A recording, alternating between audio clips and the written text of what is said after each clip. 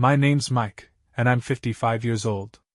I run my own garage, which holds a special place in my heart because I built it with my own 2 hands, starting from nothing. I got my first job when I was just 18, working under my uncle. After 7 years of hustling and saving every penny I could, I finally had enough to open a small garage of my own. Those early days were rough.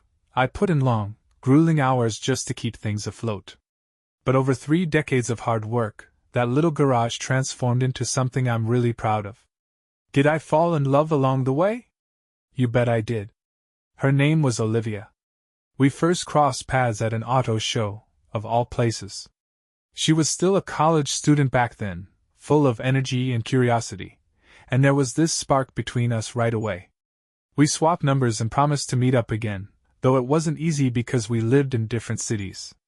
For a while, we mostly kept in touch through phone calls. Then, a few months later, we saw each other again. This time, things felt even more special. We ended the night at my place. I'll never forget how amazing she was, and what stood out most was that it was her first time in a relationship like ours. Not long after that, Olivia's life took a hard turn. She lost both of her parents unexpectedly, and on top of that, her college tuition was in jeopardy. I already knew she was the one for me, so stepping in to help felt natural. I dipped into my savings and paid for her education. She broke down in tears, hugged me tight, and told me she'd never forget what I'd done for her. 5 years later, Olivia moved in with me after landing a job as a lawyer at a small local firm. One Sunday, we decided to go hiking together. We spent hours climbing up this hill, and when we finally got to the top, the view was breathtaking. You could see the whole city laid out beneath us. Then, out of nowhere, Olivia got down on one knee and asked me to marry her. I was floored, but of course I said yes. She slipped a ring on my finger and told me that from that day forward, I was hers forever. 3 weeks later, we had a small, intimate wedding. No big fuss, just close friends and family. Over the next 20 years, our life together was everything I could have hoped for. We had 2 kids, Sarah, who's now 19 and finishing college, and Josh, who's 18 and rocking out as the lead guitarist in a local band. These days, both kids are living their own lives, and the house feels quieter than it used to. But you know what? I'm at peace with that. Looking back, I feel proud of how far I've come. I didn't go to college or get fancy degrees, and people often saw me as just a rough-around-the-edges kind of guy. But that never really bothered me. I built a life I love, and that's enough for me. It was around this time that Olivia started acting differently. After 20 years of marriage, I thought I understood her completely. How she thought, how she acted, and yes, even how she lied. But something was off. She was suddenly working a lot of late nights at her new job. She had switched firms about a year ago, trading in her old position for one that came with a bigger paycheck and a flashier lifestyle. Her boss, a hotshot attorney with a reputation for winning big cases, rubbed me the wrong way from the start. I never liked him, but I never imagined I'd have to deal with him directly. For 3 months, I watched Olivia's behavior carefully, piecing things together. Then one evening, I decided I couldn't stay quiet any longer. I confronted her about all the late nights and overtime hours. Normally, I'm a pretty laid-back guy. I don't raise my voice, I don't push people too hard. But this time, I was different.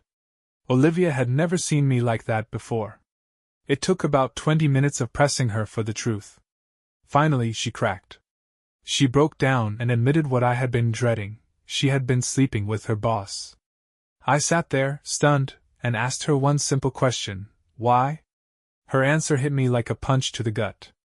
You're the same man I married 20 years ago. You haven't changed, haven't evolved. You wear the same shabby clothes, you look rough, and you don't fit into the kind of world I live in now. I need someone who's my equal, someone I can present proudly in social circles. But you just go along with whatever I want. You've never taken charge, never been an alpha husband.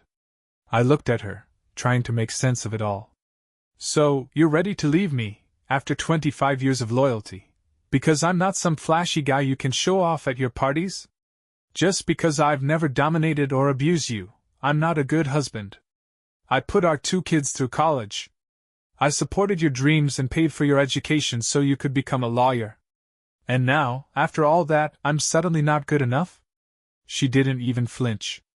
Instead, she tried to turn the tables. You need to accept this situation for what it is. I'm going to be with my new partner, and you'll just have to deal with it.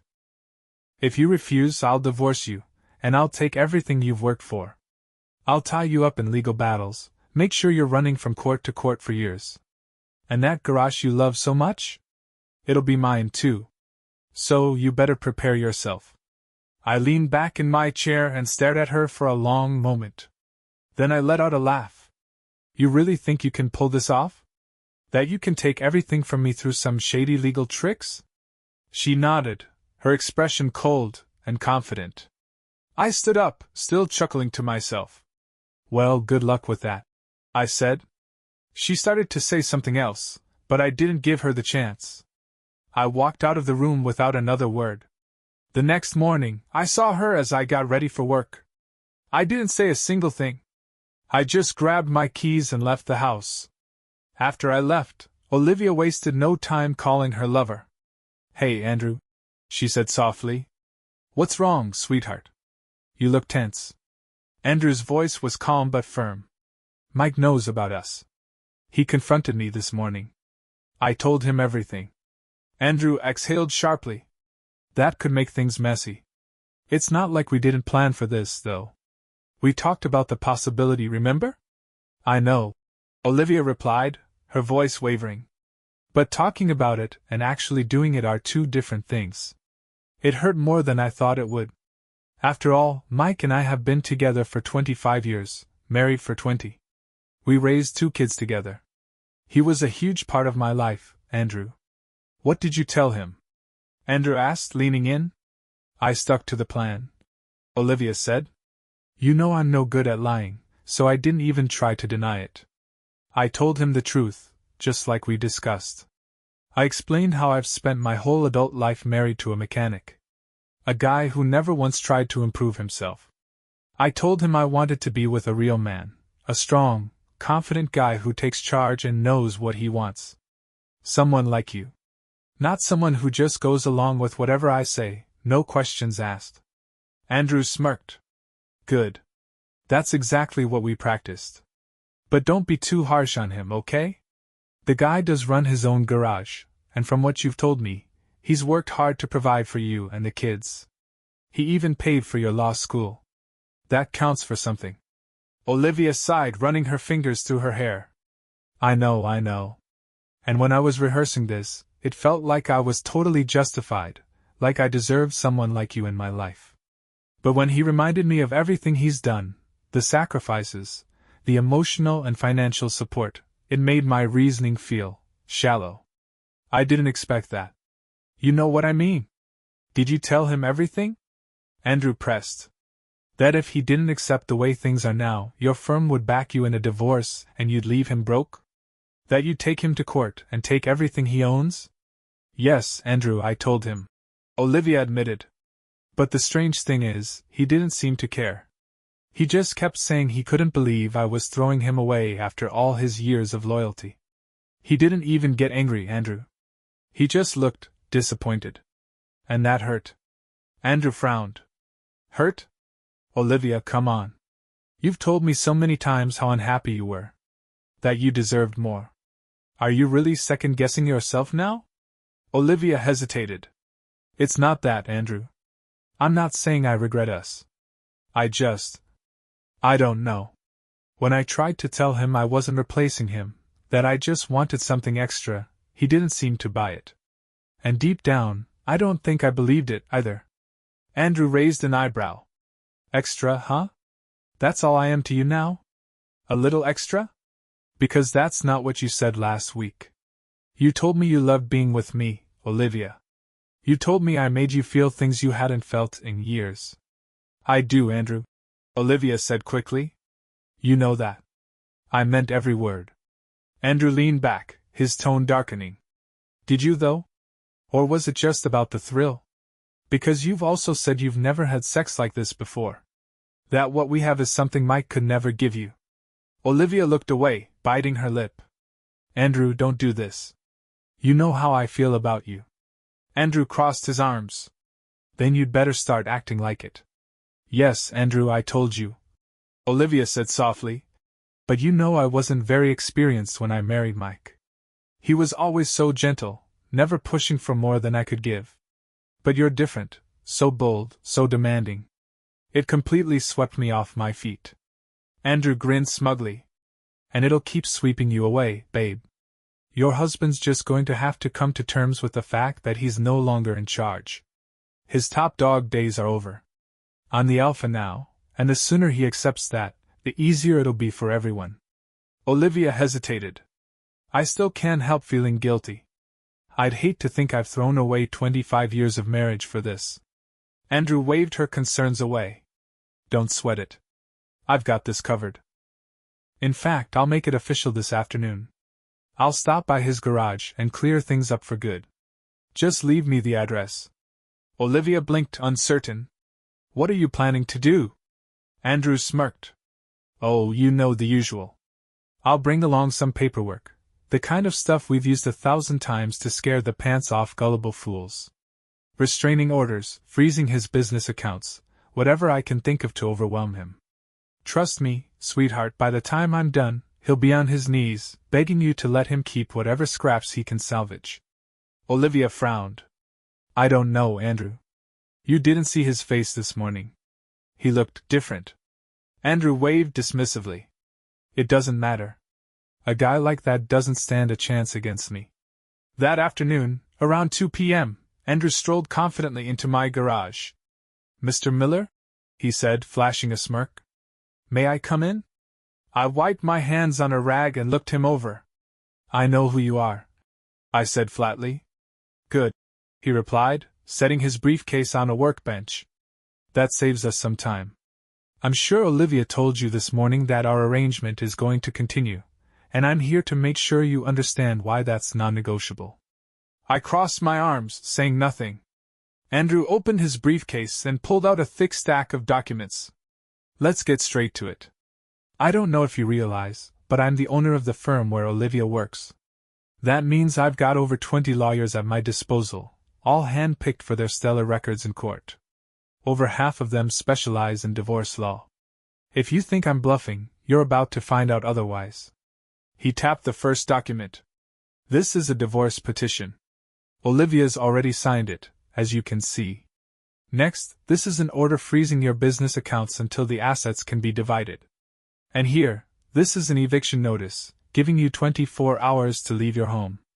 Oh, and these? He spread out 4 more papers. Restraining orders. You're now legally required to stay at least 200 meters away from me, Olivia, her home, and our firm. Sound familiar? Andrew leaned in, his grin widening.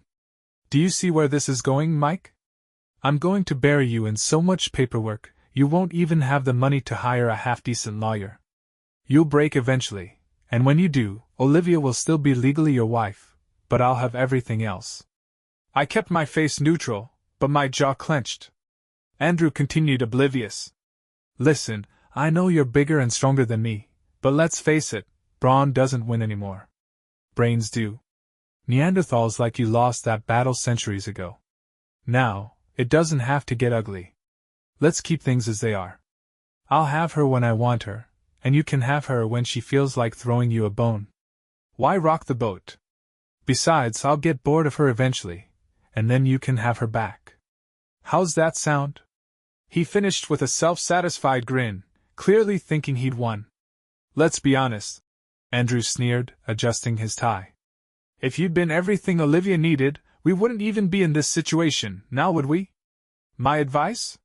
Suck it up, take it like a man, and use this as a chance to better yourself. One tip, though, stand up to your wife a little more. I didn't steal her by being the most charming guy in the room. I won her over by being an alpha male, by showing her how things were going to go. You could learn a thing or two from me, buddy. I stood there for a moment, letting the silence stretch. Then I stepped closer, arms crossed. Are you done running your mouth, windbag? You talk a big game, but like most of society today, You don't even know what the term alpha male means. You want a mere mechanic to explain it to you? Andrew smirked, clearly amused. Go on, cuck. Enlighten me. I smiled faintly. They say a picture's worth 1,000 words. Let me give you a visual aid. Without another word, I stepped forward and drove my right fist straight into Andrew's face. The crunch of bone and teeth was deeply satisfying. Andrew crumpled like a sack of bricks, landing in a heap against the wall, his eyes wide with shock. Blood streamed from his busted nose, and part of his mouth looked like it had been rearranged by a wrecking ball. Consider that illustration number 1, I said, rolling my shoulders. Before Andrew could fully register the pain, I grabbed him by the collar and hauled him back up to his feet. Just as quickly, I dropped him again with a brutal uppercut to his gut, knocking the wind clean out of him. He hit the ground hard, curling up like a child and gasping for air. And that, I said, pointing at him as he writhed on the floor, is illustration number 2. Andrew finally started to catch his breath, but before he could do much else, I brought my steel-toed boot down hard on his outstretched hand. The snap of bones breaking echoed through the garage. His scream was high-pitched and panicked, but I didn't stop there. A swift kick to his chest sent him flying backward, and I heard the unmistakable crack of ribs giving way. Those, I continued, my voice calm, are illustrations 3 and 4. Andrew was sobbing now, cradling his hand and wheezing for air. Stop, please, he whimpered. I knelt down, resting my boot lightly on his throat, and looked him dead in the eye. Mr. Alpha, if you could stop squealing like a wounded pig for 5 seconds, I'd appreciate it. I'm trying to teach you something here. Andrew stared at me, his face a mixture of pain, terror, and disbelief. You know, I said, tilting my head, I made myself a promise back in high school. I swore I'd never use my size and strength to hurt anyone. I thought being a gentleman meant keeping that side of me in check. But then you waltzed in here, rubbing my nose in your crap, and pushed me past my limit. Even gentlemen have their breaking points, Andrew. I pressed down slightly with my boot to make sure I had his full attention. Now, back to your little education. You want to talk about alpha males? The term comes from wolf packs. The alpha isn't always the biggest wolf, or even the smartest. But he's the one who will do whatever it takes to lead. He's ruthless, brutal, and unflinching. He will kill without hesitation if it means keeping his position. That, my friend, is an alpha male. And you? You're not even in the same universe. Andrew's terrified eyes darted around the room, looking for an escape that didn't exist. I leaned in closer, my voice low and even. You thought you could walk in here and intimidate me. You thought you could push me around because you have a fancy suit and a briefcase full of papers. But you underestimated the wrong man. I don't care about your titles, your lawyers, or your so-called power. You want to see what power really looks like? You're looking at it. You might be the so-called alpha in your little world of air-conditioned offices, Andrew, I said, staring him down. But out here, in the real world, you're nothing but a pissant. And let's not kid ourselves about how smart you think you are, because walking in here without a witness? That was dumb as hell. I leaned back, letting my words settle. Now let's talk about your options. Option 1, you go to the cops. Maybe they arrest me. Maybe they don't. Maybe I make bail. Maybe I don't. Maybe they charge me. Maybe they can't. A lot of maybes there, Andrew. Worst case for me? I spent 5 years in prison. But you know what they teach you in prison? How to hurt people, how to kill people, and most importantly, how to make sure no one ever finds the body. So when I'm done with that little apprenticeship, guess who I'm coming to have another chat with? Andrew's mouth twitched, but he said nothing. Or, I continued, gesturing toward him, you can take this as a life lesson. Call it a learning experience. A little reminder of what can happen when you screw around with another man's wife. Your choice. I looked around my garage, then back at him. Now, if you'll excuse me, I've got some cleaning to do. Thanks for bleeding all over my nice, clean workshop floor. And Jesus Christ, man, did you seriously crap yourself? I shook my head. Alpha male my ass. Andrew didn't say a word as I turned my back on him. That evening, Olivia called Andrew. "Hey, Andrew. I'm waiting at the office. I thought you'd be back hours ago. Where are you?" Andrew's voice came through the phone, weak and strained. "I'm in the hospital, Olivia. Admitted to a ward after spending 3 hours in the ER." "Oh my God!" she gasped. "What happened? Were you in an accident?" "No," Andrew groaned. "I underestimated your husband. I did something stupid. I went to see him alone. Now I've got a broken nose, 3 fractured ribs, a busted hand, and maybe even a fractured cheekbone to show for it." Olivia froze. "I don't believe it. Mike? He's never been violent, not in all the years I've known him." Andrew let out a bitter laugh. "Believe it, Olivia. I've got the X-rays to prove it." "Oh my God!" she repeated. "Not Mike. Is there any way I can convince you not to go to the police? We brought this on ourselves, Andrew. As terrible as what he did is, he doesn't deserve to go to prison over this." Andrew sighed. "The cops have already been by. I told them it was a hit-and-run accident. Believe me, Olivia, I'm not pressing charges. Your darling gentle husband made it crystal clear. This is just a down payment on what's coming my way if I try to pull anything else. I can't risk going through that again. I'm done." Olivia's voice softened, barely a whisper. "It almost sounds like you're scared of him." Andrew chuckled weakly, then winced in pain. "Scared? Olivia, I'm terrified of him. And for good reason. I've got broken bones to prove it. Look, I'm just doing what I need to do to survive. That's all there is to it." Olivia was silent for a moment. I can't believe it. That's not the Mike I know. He wouldn't hurt a fly. Well, believe me, the Mike you thought you knew is very real. I've met him. Now I've got to go, the pain meds are kicking in, and I'm barely holding it together here. I'll call you later." With that, Andrew hung up, leaving Olivia staring at her phone, her mind racing. The next day, Olivia sat by Andrew's hospital bed, her face pale and drawn. "Andrew, you have to help me," she pleaded, her voice trembling. "I drove around until after 8 last night because I was too scared to go home. I didn't know if it was safe. I even tried calling Mike to ask, but he never picked up. When I finally worked up the nerve to go back, I found all the locks had been changed. I couldn't get in. I had no choice but to crash at my sister's place." Andrew raised an eyebrow but didn't say anything. Olivia continued, desperate. "It gets worse. This morning, I checked our bank accounts. They're empty. Every single one. And none of our credit cards work. He's cleaned me out, Andrew. I've got nothing left. You have to help me. Can't you talk to one of the divorce guys at the firm and get them to start the process of removing Mike from the house? At least get me back inside?" Andrew's expression hardened, and his answer was flat. "No." Olivia blinked, stunned. "No? No to what?" "No to all of it," Andrew said firmly. "I'm not getting involved. If I use company resources to help you, he'll see it as a reason to come after me again. And let me be clear, I'm not giving him another excuse. In fact, I'm playing this extra safe. You're fired, Olivia. Pack your things and leave today, and I'll make sure you get 4 weeks of severance." "But that's it." Her jaw dropped.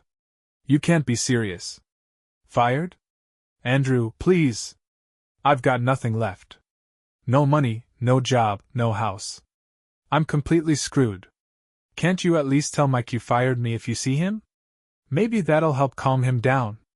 Andrew shook his head and sighed. "I'm sorry, Olivia, but you didn't see your husband's face when he beat me up. I have to protect myself." Olivia's voice turned sharp, laced with anger. "You're unbelievable. Yesterday, you were bragging about being an alpha male. And now look at you, quivering in fear, worried Mike might be hiding under your bed. How could I have ever thought I was trading up by being with you? You're pathetic. I don't know what I was thinking. You were never anything more than a mistake." Andrew didn't respond, and Olivia stormed out of the room, leaving him to nurse his injuries alone. That same afternoon, Olivia sat in her car on the side of a quiet road. The engine was off, the tank was empty, and her credit cards had all been declined. Her phone was still working, for now, but her calls to her kids had gone unanswered all morning. Normally, they wouldn't let more than an hour go by without responding to her messages, but today? Nothing. It was just silence. Sighing, Olivia grabbed her handbag and got out of the car. Straightening her skirt and brushing herself off, she looked down the road. Then, with no other options left, she stuck out her thumb. It wasn't long before I drove past in my beat-up old van. The sight of her standing there, alone, stranded, made me smile to myself. It was an ironic scene, really. Olivia, the woman who had so much to say about alpha males, now reduced to hitchhiking by the side of the road. I wouldn't have called myself an alpha. I've lived long enough to know that real power doesn't come from labels or bravado. Lone wolves don't thrive because they're alpha, they survive because they're apex predators, ruthless and calculating. I pulled the van to a stop just a few feet ahead of her and rolled down the window, watching as she turned and hesitated for just a second before walking toward me. She froze when she saw me. For a moment I could see her consider running, but her body didn't follow through. She just stood there, stiff as a board, staring at me like she'd seen a ghost. I stepped out of the van and nodded toward the passenger door. Get in. We need to talk. Olivia hesitated, but eventually she got in. She didn't have much of a choice. I didn't waste time. Here's how this is going to go. I began, my voice calm but firm. You're going to prepare the divorce papers. No alimony. No share of my assets. Everything I've worked for stays with me. Everything you own, you can keep. All the jewelry I bought for you over the years. You'll return every piece. She opened her mouth, but I raised a hand to silence her. You can put down whatever you want as the reason for the divorce. Call it irreconcilable differences, blame me for being a brute. I don't care, as long as you're out of my life when this is over. And here's the deal, once the divorce is finalized, you'll leave town and never come back. You'll be allowed to talk to our kids, meet them even, but only if they want to see you. And only in my absence. I won't be anywhere near it. Olivia's face turned pale, but I wasn't finished. Your stuff will be packed and ready to go by 10 a.m. tomorrow. You will pick it up. If it's not gone by 11 a.m., it will all be burned. Every last piece of it. Do I make myself clear? She nodded silently, her hands clutching her handbag like it was the only thing tethering her to reality. When will I get the papers? I asked, staring straight ahead. It'll take about a week, she whispered. Wrong, I replied sharply. They'll be on my desk in 5 days. No exceptions. She nodded again, her eyes wide and vacant, like she couldn't believe this was happening. I leaned back, studying her for a moment. She looked like someone who just had her entire world flipped upside down. I smiled faintly. You can go now. Without another word, she stepped out of the van. I drove away, leaving her standing there on the side of the road. The next morning, by 10:30 a.m., Olivia had picked up her belongings. She didn't say a word, and I didn't watch her leave. 5 days later, true to her word, the divorce papers arrived. The reason listed? Irreconcilable differences. I couldn't help but laugh when I saw it. A few months later, it was finalized. I was officially a free man. But I wasn't celebrating. I regret how things ended. I regret that my marriage fell apart, that Olivia didn't understand the meaning of loyalty. I regret that she thought the way I dressed somehow made me unworthy of being her husband. What she never understood was that I could change my clothes, fix my hair, and look as polished as anyone else. But what I could never be was the kind of man who would dominate her or crush her spirit just to prove my masculinity. At 6'5", I know my strength. I know what would happen if I ever crossed that line, and I never wanted to go there. I might have been willing to fight for our marriage, to have an honest conversation, and try to salvage what we built. But Olivia made a different choice. She decided to threaten me, to weaponize lawyers and courts and consequences. That was her mistake. For me, that's the point of no return. So here I am, starting over. Alone. Maybe one day, I'll die alone too. After all, every apex predator walks a solitary path. And when the end comes, they don't have a pack to mourn them. But until that day, I'll keep going. I'll keep building the life I want, no matter who comes along, or who leaves. And hey, if you've stuck with me this far, do me a favor. Hit that subscribe button. It'll help more than you know.